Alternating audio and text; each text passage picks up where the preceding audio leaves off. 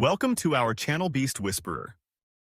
In the middle of the South African rainforest, a pride of lions frolic near an abandoned garbage dump. A large plastic box, which once contained cooking oil, rolled in front of the lions. The curious young male lion bowed his head to sniff, then poked his head into the box to explore.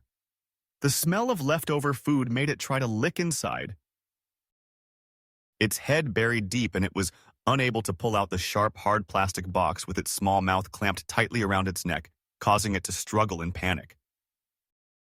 It roared, shook its head, and rolled on the dry ground, but the box still refused to fall out. The lions initially watched, but did not know how to help, so they left to continue playing. It ran around the herd, bumping into branches and rocks, hoping something would help dislodge the box.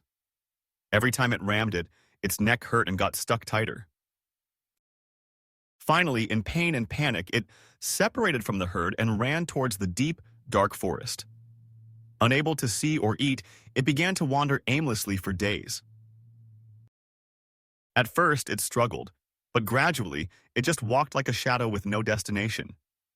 With each passing day, its body became emaciated, its ribs protruding under its dry, hard skin. The once golden fur now falls out in patches, is covered in mud, and has turned a dirty black. The box tightened its neck, making it difficult to breathe, and kept its body temperature high. Its weak legs gave way several times, but its survival instinct still made it stand up. No more roaring, no more struggling. It just walked silently. Vultures began to circle from above, smelling the scent of the undead lingering on the wind.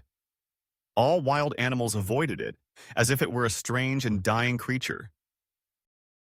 Its eyes could no longer see, its hearing was blurry, and its head ached as if it were about to explode. No shade, no water, no living thing would come near. It had fallen into a living hell. Slow footsteps dragged on the hot ground. Only a weak heart held on to a little hope. By the fifth day, its body was almost completely exhausted, with only rapid breathing remaining. And then, somehow, it slowly left the forest, heading towards strange lands. It smelled of people and tar, and something else that was different from the wild world it had known. It crossed a broken fence near the edge of the reserve, heading straight onto a paved road near a residential area. For the first time in its life, the wild lion ventured into human territory, not to hunt, but to ask for help. Jason and Amara, two tourists, were on their way back to the hotel when suddenly they saw a creature step out into the middle of the road. Jason slammed on the brakes when he realized it was a lion with a box covering its head. Amara screamed in fear, but immediately realized the animal was not attacking, just staggering. It was so thin that its bones were protruding, its fur was patchy, and it walked as if it were about to collapse. Jason calmly pulled out his phone and called the park's emergency number, as instructed by the tour guide. Amara took the water bottle and cake and placed them gently on the side of the road, keeping her distance so as not to cause panic. The operator confirmed that rangers were arriving, asked them to mark their location, and avoid close contact. Jason tied his white shirt to a tree branch by the roadside as an easily identifiable sign. Amara held Jason's hand, her eyes never leaving the lion lying gasping for breath at the side of the road. It had reached the end of its endurance, waiting only for a saving hand or accepting the end. About 30 minutes later, a conservation truck pulled up with two rangers. Ruben and Tabo got out of the car carrying stun guns, nets, ropes, and a large iron cage. Ruben surveyed the scene and signaled for Jason and Amara to retreat to safety. Tabo stepped forward, slowly aiming the tranquilizer gun at the lion's calf. A pop sound rang out. The small needle pierced into its hind thigh, causing it to jerk and collapse. Both rangers approached, checking breathing and neurological response to make sure the drug had taken effect.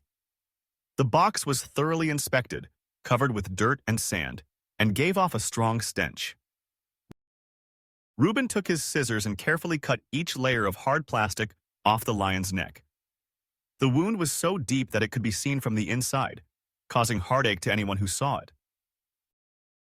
Finally, after a few careful minutes, the plastic box fell down, revealing the lion's head for the first time in days.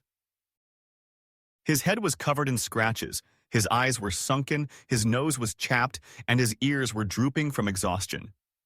They gently placed it on a stretcher, wrapped a cloth around its neck, and transferred it to the rescue cage. Tabo locked the cage and Reuben stood there, sighing, as if he had just survived a life-or-death rescue. He turned to Jason and Amara, bowed his head in thanks, and said, "You two really saved it." Jason nodded and Amara wiped her tears away, smiling in relief knowing she had done the right thing. The pickup truck roared away, carrying the lion, leaving a heavy void behind. In the cage, the lion slept soundly, his chest rising and falling gently, like a life being held. And so, from the dead, it had a chance to live again, thanks to brave and kind people. At the sanctuary's medical center, a team of veterinarians was ready to wait. As soon as the vehicle arrived, the lion was taken to an isolation room and placed on an examination table with modern support equipment. The main doctor injected antibiotics, gave fluids, and anti-shock drugs to stabilize the patient's life. The neck area was disinfected, the wound was sutured and bandaged with soft gauze and antibacterial solution. They scraped off dirt from the fur, noted ulcers, and identified signs of mild liver damage. The lion remained comatose, but its vital signs stabilized. After the first few hours, they monitored every breath, every heartbeat, and took turns staying by his side all night long. The first meal was a liquid meat soup fed through a tube, which helped prevent the digestive system from going into shock. Its opaque eyes opened slowly the next morning, blinking slightly, as if sensing the first light in many days. Everyone smiled as they saw the once nearly dead creature return from despair.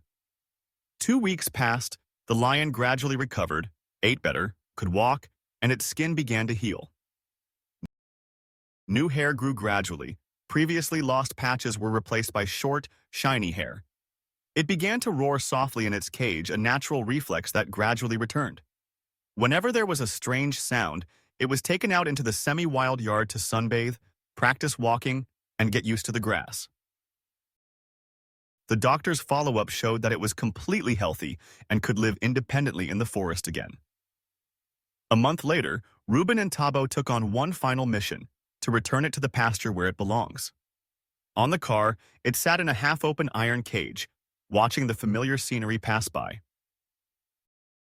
The car stopped in the North Schluway area, where the lions once lived and are still present today. Reuben unlocked the cage and stepped back, leaving the door open, light streaming in from the wind-whispering meadow.